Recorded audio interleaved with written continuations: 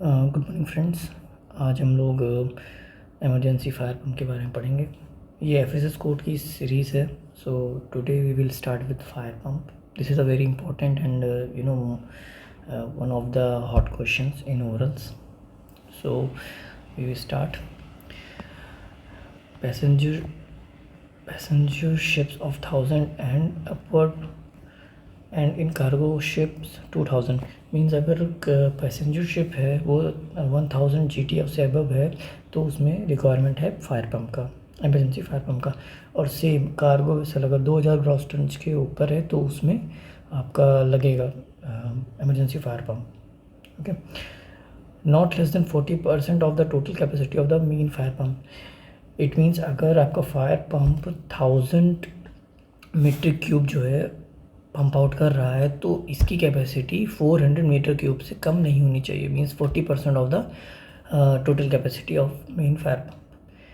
And in any case 25 meter cube per hour से कम नहीं होनी चाहिए। इन एनी केस मीन्स अगर आपका 90 meter cube main fire pump है तो उसका 40% कितना हुआ, या ऐसे करें या 50 आपकी मीटर क्यूब पर आवर की कैपेसिटी है मेन फायर पंप की, तो उसका 40% कितना हुआ। It should be less than 25 meter cube तो नहीं होना चाहिए, 25 मिनिमम होनी चाहिए। So location is always outside engine room, and there should be no direct access between the engine room and the main fire pump. अगर access है, if there is any access from the engine room to the, it should be airtight. Now pressure की बात करते हैं। अब passenger vessels अगर 4000 या above तो आपका 0.4 है न्यूटन mm2। अगर उससे कम है लेस देन 4000 तो 0.3 mm2 न्यूटन मीटर।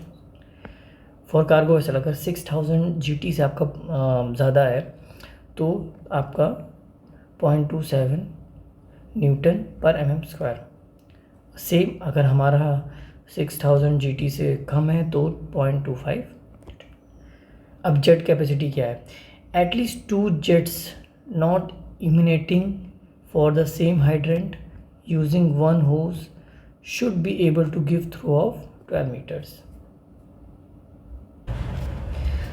So यहाँ पे कह रहा है कि अगर आपके किसी भी सेम हाइड्रेंट से, मीन्स हाइड्रेंट टू वे भी हो सकता है, यहाँ से एक होज यहाँ से एक होज, बट अगर एक ही ओपनिंग है तो वो एबल होनी चाहिए कि वो वाटर को 12 मीटर तक थ्रो कर सके। Then suction head should not exceed 4.5 meter under all circumstances of list and train. Now drive type. Generally diesel engine drive should be able to start by hand cranking at 0 degree पे हमारा hand cranking के start हो जाना चाहिए। Fuel tank है minimum 3 hours का run के लिए उसमें होना चाहिए एंड 15 आवर्स का आपका रिजर्व होना चाहिए।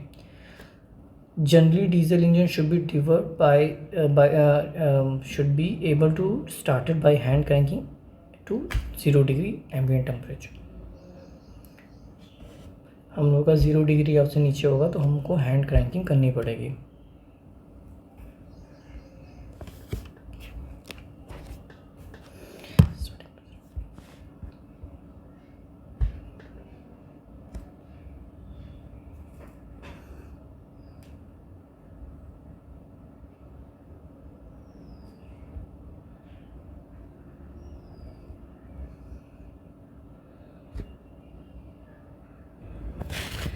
Now this is the summary of emergency fire pump requirement. Passenger ships more than 1000, cargo ship more than 2000, 40% of the total fire capacity, main fire pump capacity, not less than 25 meter cube per hour in any case. For passenger vessel, if less than 1000 GT, 15 meter cube per hours. Outside engine room होना चाहिए और forward part में होना चाहिए। No direct access होना चाहिए engine room और emergency fire pump room पे। अगर है तो इंटरलॉक होना चाहिए, एयर मतलब एयर लॉकिंग होनी चाहिए। Air locking means air tight होना चाहिए। ओके, अब emergency fire pump has its own suction head maximum 4.5 meter. जो मैक्सिमम सक्शन हेड होना चाहिए 4.5 मीटर होना चाहिए under any circumstances of list and trim. Fuel tank तुम आपका 3 आवर का होना चाहिए रन करने के लिए और 15 आवर्स का रिजर्व होना चाहिए।